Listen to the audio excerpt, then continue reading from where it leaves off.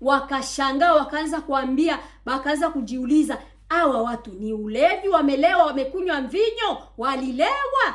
Lakini Biblia inasema Petro alijazwa nguvu, alikuwa na nguvu, akasimama kwa ujasiri, kwa sababu alikuwa alijazwa Roho Mtakatifu. Akawaambia, hawa watu hawakukunya pombe, hawa watu saa hii nakwambia ni saa 3 ya mchana. Akawaambia ile ahadi ambayo Mungu aliahidia watu wake, njoo mnaona hivi vitu, njoo unaona hii mambo inatokea leo.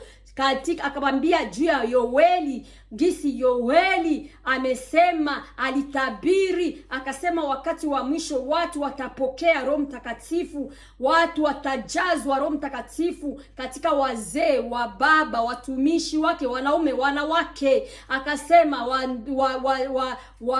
vijana vyenu, watoto wenu wataona mandoto. Akamwambia ile ahadi ile ya nabii Yoeli alisema leo inatimilika. Sasa Biblia inasema wakachomwa mioyo yao. Wakati walichoma mioyo yao, wakamwambia Petro, tufanyeje ndugu zangu, tufanye nini na si tumupokee Roho Mtakatifu, na si tujazwe Roho Mtakatifu? Petro akawaambia, tubuni dhambi zenu nanyi mtapokea kipawa cha Roho Mtakatifu. Ndugu, huwezi kupokea Roho Mtakatifu kama uko mtu mwenye ambao unaishi muzambi.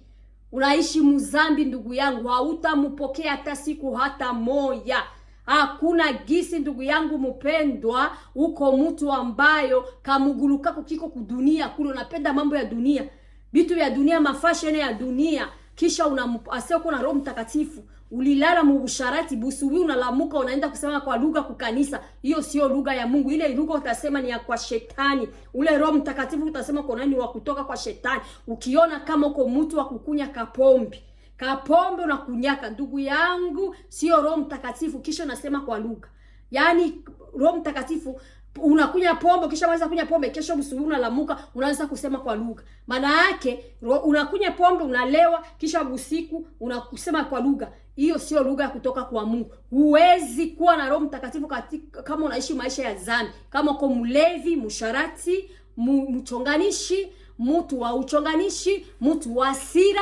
Hauwezi kumpokea Roho Mtakatifu. Mchoyo, mwizi, mongo, hauwezi kumpokea Roho Mtakatifu hata kuyaka hata siku hata moja. Roho Mtakatifu anakuya kwa watu ambao